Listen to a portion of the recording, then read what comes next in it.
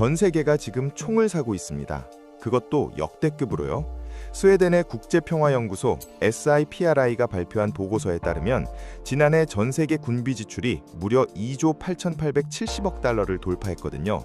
우리 돈으로 약 4,250조 원인데 이게 11년 연속 사상 최고치예요. 그런데 이 타이밍에 딱 맞춰 이란 전쟁이 터졌고 미국은 거기서 하루에 2조 원씩 쏟아붓고 있어요. 오늘은 이란 전쟁 비용, 그리고 군비 경쟁이 어떻게 하나의 흐름으로 연결되는지 처음부터 끝까지 다 풀어드릴게요. 올해 2월 28일 미국과 이스라엘이 이란을 공격했어요. 트럼프 행정부는 이 전쟁이 빠르고 깔끔하게 끝날 거라고 생각했거든요. 역사적으로 전쟁을 시작하는 쪽은 항상 이렇게 말해요. 러시아도 우크라이나를 몇 주면 끝난다고 했고 부시도 이라크전 비용을 20억 달러면 충분하다고 했다가 실제로는 5조 달러가 나갔잖아요. 자, 그러면 이번 이란 전쟁 비용이 실제로 얼마나 나왔냐? 개전 첫 3, 5일 동안 펜타곤이 공식 발표한 비용이 113억 달러예요. 그런데 하버드대 린다 빌메스 교수는 실제로는 160억 달러 이상이라고 얘기해요. 왜 차이가 나냐고요? 펜타곤은 무기를 예전에 산 가격으로 계산하거든요. 쉽게 말해 10년 전에 100만 원에 산 미사일을 쐈으면 비용이 100만 원으로 잡히는 거예요. 근데 그걸 지금 다시 사려면 300, 400만 원이에요. 그 중에서도 기가 막힌 사례가 있어요. 개전 딱 4일 동안 미국이 쏜 페이트리엇 미사일의 수가 지난 4년간 우크라이나에 제공한 총량보다 많았거든요. 4일 대 4년이에요.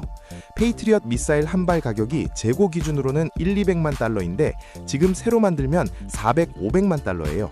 그러니까 탄약을 쏠 때마다 실질 손실은 장부에 찍히는 것보다 2배, 3배가 되는 구조인 거예요. 그래서 지금 하루에 얼마가 나가고 있냐? 린다 빌메스 교수 계산으로는 하루 2조 달러, 우리 돈으로 약 2조 9천억 원이에요. 개전 후 약 40일간 총 비용은 최대 350억 달러로 추정되고 있어요. 그런데 이게 빙산의 일각이라는 거예요. 린다 교수는 비용을 단기, 중기, 장기 총 3단계로 나눴어요. 전쟁이 끝나고 4년에서 5년 안에 나가는 중기 비용부터 볼게요. 이번 전쟁으로 중동에 있는 미군 기지 20곳 이상이 심각하게 파괴됐어요. 이걸 복구하는 데만 수년이 걸리죠. 거기에 소진된 무기를 다시 채워야 하는데 방산업체들과 이미 수백억 달러짜리 대형 계약을 맺었어요. 따라서 중기적으로는 인프라를 재건하고 비축량을 보완하며 생산 능력을 확장하는 작업을 한꺼번에 그리고 높은 비용을 들여야 한다는 거죠. 수십 년에 걸쳐 나가는 장기 비용도 얘기를 해야 해요. 지금 이란 전쟁에 투입된 미군이 약 5만 5천 명이에요. 이 사람들이 전장에서 독성 물질, 오염된 환경, 연소가스 등에 노출되고 있거든요. 미국의 팩트법에 따르면 이런 환경에서 생긴 질병, 암, 피부병, 호흡기 질환 등 전부 평생 보상 대상이에요. 1991년 걸프전 참전 용병 중 37%가 지금도 평생 장애 보상을 받고 있거든요. 만약 이번 전쟁도 비슷한 비율이면 5만 5천 명 중 2만 명이 평생 국가 지원을 받는 거예요. 그래서 총합이 얼마냐? 린다 빌메스 교수는 단기 플러스 중기 플러스 장기를 다 합치면 최소 1조 달러, 우리 돈으로 1,500조 원일 거라고 전망해요. 자, 이제 시야를 좀 더 넓혀볼게요. 이 전쟁이 미국 안에서만 영향을 미치는 게 아니거든요. 시프리 보고서로 돌아가서 전 세계 군비 지출이 2조 8,870억 달러로 역대 최고 찍었다고 했죠. 그 중에서 유럽이 14%나 급증했는데 이유가 뭔지 아세요? 딱 2가지예요. 러시아 우크라이나 전쟁 지속, 그리고 미국이 진짜 우리를 지켜줄까? 라는 불안감이죠. 트럼프는 집토 동맹국들한테 미국 군사력에 무임승차하지 말고 국방비 내놓으라고 압박했어요. 이 말에 유럽 국가들이 진짜로 지갑을 열기 시작한 거예요. 근데 여기서 중요한 건 우리 스스로 지켜야겠다는 자립의지가 생긴 거거든요. 이건 2차 세계대전 이후 미국이 구축해온 안보 질서가 서서히 균열간다는 신호예요. 아시아도 마찬가지예요. 일본은 작년 군비가 6.2% 늘어서 622억 달러였어요. GDP 대비 비중이 1958년 이후 최고치를 찍었죠. 일본이 군비를 이렇게 늘리는 건 중국과 북한 때문이기도 하지만 역시 미국이 예전처럼 지켜줄까? 라는 의구심이 깔려 있어요. 대만도 마찬가지예요. 작년 군비를 14% 늘렸는데 이건 1988년 이후 최대 증가폭이에요. 대만 해협 긴장이 그만큼 올라갔다는 거죠. 한국은 어떠냐고요? 한국의 국방비는 478억 달러, 2.6% 늘었어요. 시프리는 한국이 미사일 방어, 선제 타격, 보복 능력, 이 3축 체계에 꾸준히 투자하고 있다고 분석해요. 숫자만 보면 다른 나라들보다 증가폭이 작아 보이지만 사실 한국은 이미 몇 년째 이 투자를 지속해온 거라서 베이스라인 자체가 높은 거예요. 재미있는 역설이 하나 있어요.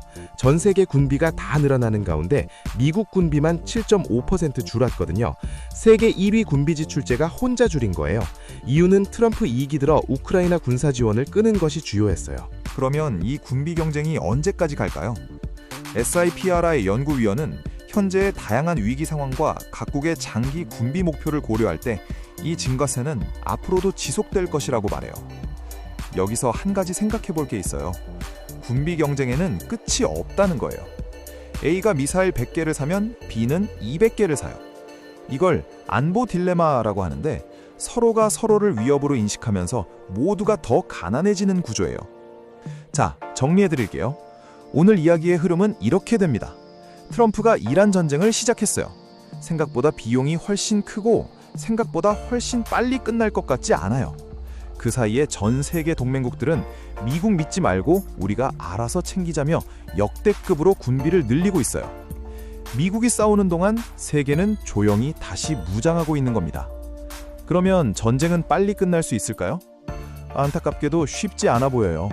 개전 2개월이 지났는데 2차 종전 협상은 일정도 못 잡고 있거든요.